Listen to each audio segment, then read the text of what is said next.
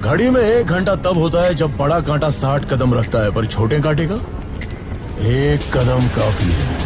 मैं कदम रख चुका हूँ, खेल का रुख बदल चुका है। सांप सीढ़ी के खेल में नेवला। गरुड़ा को मारने के लिए एक रॉकी पैदा किया, तो इस रॉकी को मारने के लिए एक और रॉकी पैदा नहीं कर सकते क्या?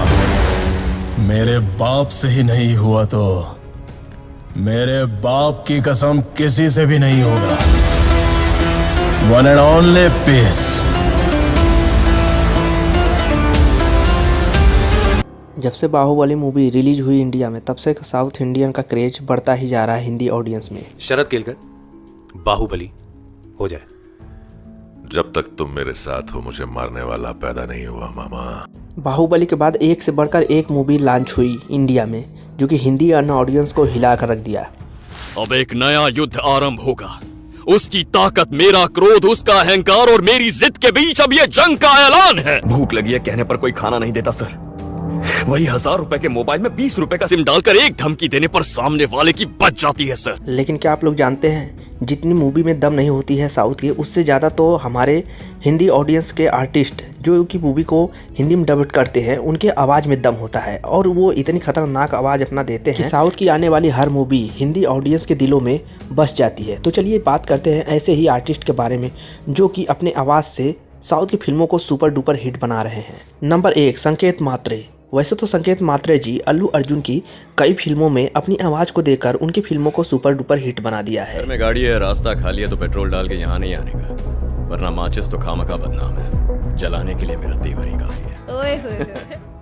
लेकिन अल्लू अर्जुन की आई हुई पुष्पा मूवी जिसने हिंदी ऑडियंस को हिला कर रख दिया, तो कौन है उसके आर्टिस्ट जिसने इतने खतरनाक डायलॉग मारे हैं पुष्पा के कि हिंदी ऑडियंस उसे ही हमेशा याद रखती है। इनका नाम है श्रेयस थलपड़े, जो कि बॉलीवुड के एक्टर भी हैं।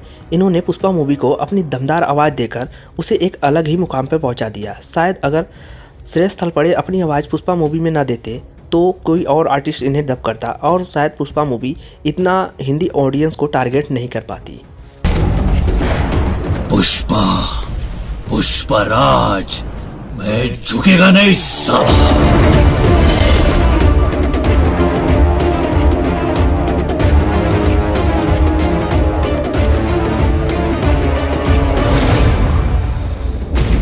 पुष्पा नाम सुन के फ्लावर समझे क्या? फायर है मैं। नंबर 2, बाहुबली। शुरुआत तो हिंदी ऑडियंस के लिए बाहुबली ही है। बाहुबली में एक ऐसे एक्टर ने अपनी वॉइस को दिया जिसने बाहुबली को एकदम सुपर डुपर हिट बना दिया। क्या हुआ था देवसेना? शिवालय में सभी महिलाओं को एक तरफ बुलाया, अंदर भेजने के बहाने वो सब पर हाथ डाल रहा था। मेरे साथ भी वो यही करने वाला था, तो उसकी उंगलियां काट दी। गलत किया देवसेना। औरत पर हाथ डालने वाले की उंगलियां नहीं काटते, काटते हैं उसका गला।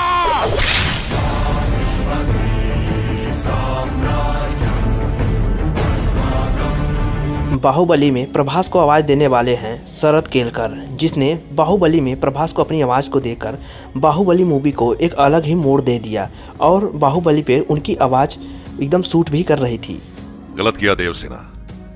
औरत पर हाथ डालने वाली की उंगलियां नहीं काटते, काटते हैं उसका गला।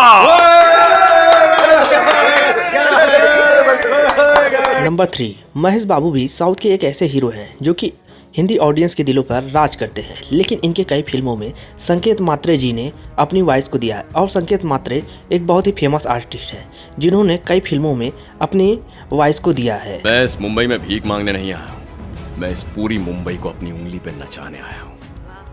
संकेत मात्रे ने जूनियर एनटीआर की कई फिल्मों में और स्कंदा जैसे मूवी में राम पोथनेनी को अपनी आवाज़ दे चुके हैं। मेरी शरण में आ गए तो जिंदा छोड़ दूंगा, अगर शिकार करना पड़ा तो सर धड़ से अलग होगा। तो हमारे साथ हैं स्कंदा द अटैकर के superstar mister Ram Pothineni, and we are going to try a live dubbing experiment.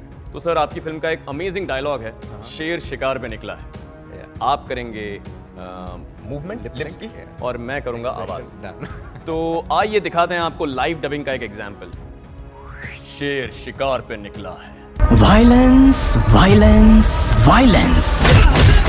Number 4, KGF movie आने के बाद मानो सारी फिल्म इंडस्ट्री हिल सी गई हो। हिंदी ऑडियंस हो चाहे तेलुगु ऑडियंस हो, इन्होंने केजीएफ मूवी को बहुत ही प्यार दिया और केजीएफ को इंडिया की सबसे बड़ी मूवी मानी गई। लेकिन इस मूवी में जिस आर्टिस्ट ने अपना वॉइस दिया है उनका नाम है सचिन गोले। सचिन गोले ने यश को अपनी वॉइस देकर उन्हें एक अलग ही मुकाम पहुंचा दिया और सचिन गोले जी की आवाज़ यश पर एकदम फिट बैठ रही थी, जिसने केजीएफ को हिट होने में कोई भी कसर नहीं छोड़ा। Violence, violence, violence. I don't like it. I avoid. But violence likes me. मेरे दोस्ती लायक कोई यार नहीं, मेरे दुश्मनी झेल सके ऐसी तलवार नहीं। तो मेरी हिंदी ऑडियंस के दोस्तों, आप लोगों को यह वीडियो कैसा लगा कमेंट में ज़रूर बताएं और आप सभी लोगों को इन आर्टिस्ट में से सबसे अच्छा आर्टिस्ट कौन लगता है इसे भी बताएं।